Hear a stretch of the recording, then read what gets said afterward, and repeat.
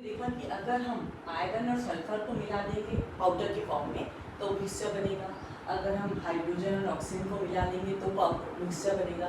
अगर हम chalk powder ले उसमें सैंड मिला दे तो भी क्या बनेगा, मिक्सचर। अब हम एक एक करके प्रॉपर्टी देखते हैं कि मिक्सचर कौन कौन सी प्रॉपर्टी शो करता है और ये हम क्यों देखते हैं वो भी हम तुमको बताते हैं बाद में। हम मिक्सचर कंपाउंड को डिस्टिंग्विश करते हैं। हम किसी चीज़ को मिक्सचर कंसीडर करना है तो कि इन प्रॉपर्टीज़ के बेस पे कंसीडर करते हैं कि it is mixture not compound. हमने क्या किया, आयरन और सल्फर को लिया, एक ग्लास का कंटेनर लिया, बीकर लिया, कोई डिश ली, उसमें उसको मिक्स कर दिया। अब हाइड्रोजन और ऑक्सीजन गैस ली, उसको एक बॉटल के अंदर हमने मिक्स कर दिया। प्योर हाइड्रोजन ली, प्योर ऑक्सीजन ली, उनको आपस में मिक्स कर दिया तो क्या बन गया, मिक्सचर। अब हम क्या कर सकते हैं, जो आयरन और सल्फर का पाउडर है इसमें आयरन भी एक्सट्रैक्ट कर सकते हैं, सल्फर भी एक्सट्रैक्ट कर सकते हैं। मतलब इसका रेशियो कोई फिक्स नहीं है, इनका प्रोपोर्शन कोई फिक्स नहीं है, किसी भी प्रोपोर्शन में हम इसको ले सकते हैं। हाइड्रोजन और ऑक्सीजन को अगर हमने एक बॉटल में लिया तो उसमें हाइड्रोजन भी ज़्यादा हो सकती है, ऑक्सीजन भी ज़्यादा हो सकती है, नहीं है ज़्यादा तो हम और हाइड्रोजन या ऑक्सीजन को ऐड कर सकते हैं। सपोज हमने चॉक का पाउडर लिया और सैंड लिया, अब हमने मिला लिया है दोनों को। सपोज हमने एक एक स्पून लेके दोनों को मिला लिया, एक एक स्पून। अब हम चाहे तो उसमें एक स्पून सैंड एक्सट्रैक्ट कर सकते हैं, हम चाहे तो उसमें एक स्पून चॉक पाउडर एक्सट्रैक्ट कर सकते हैं। तो फर्स्ट प्रॉपर्टी क्या होती है मिक्सचर की, मिक्सचर की फर्स्ट प्रॉपर्टी है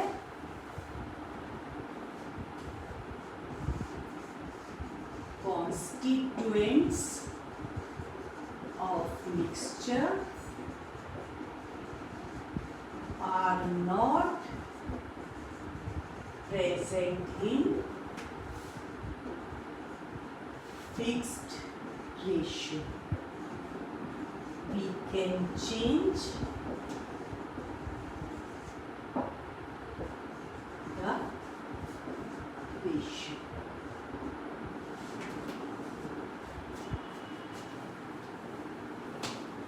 कैसे प्रूव किया बेटा हमने ये, हम कोई भी चीज़ मिक्सर का कोई भी कॉन्स्टिट्यूएंट जो है वो ज़्यादा अमाउंट में या कम अमाउंट में ले सकते हैं।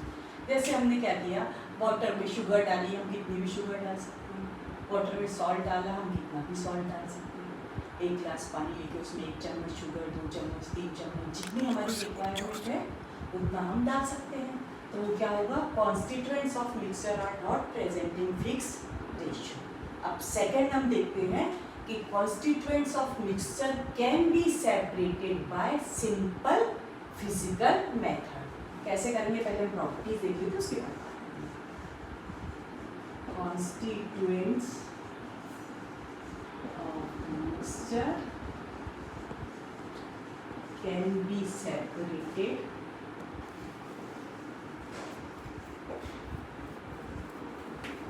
by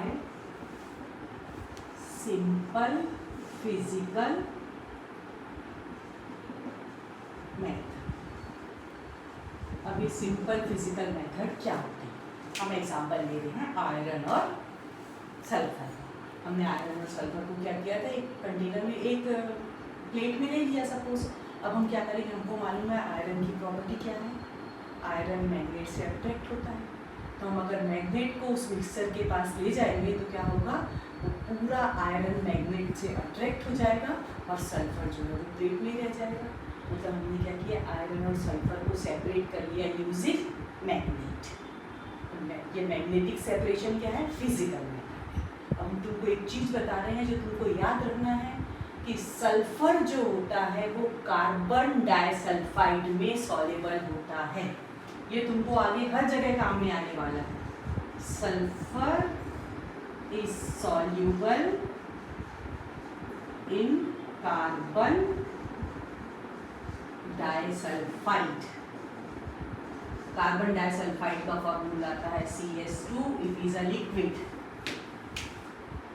सल्फर जो होता है वो कार्बन डाइसल्फाइड में सॉल्युबल है, but iron is insoluble in carbon disulphide. तो आयरन और सल्फर को सेपरेट करने के लिए हम मेथड यूज कर सकते हैं कि हम मिक्सर में कार्बन डाइसल्फाइड डालें, सल्फर कार्बन डाइसल्फाइड में डिजॉल्व हो जाएगा, आयरन कंटेनर में रह जाएगा।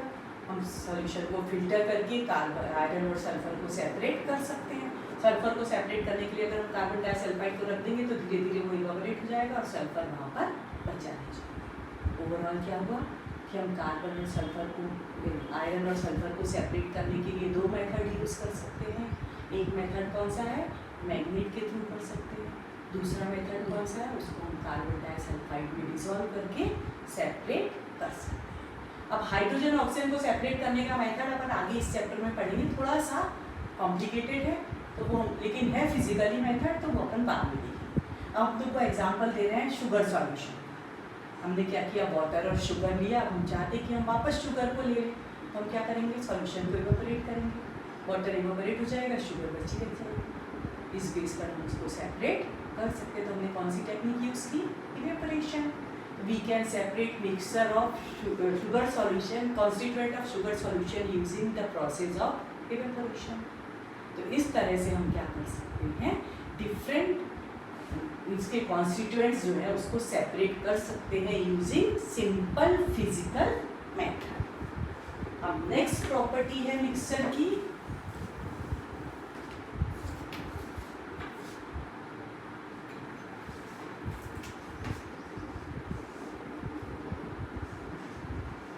constituents retain their properties।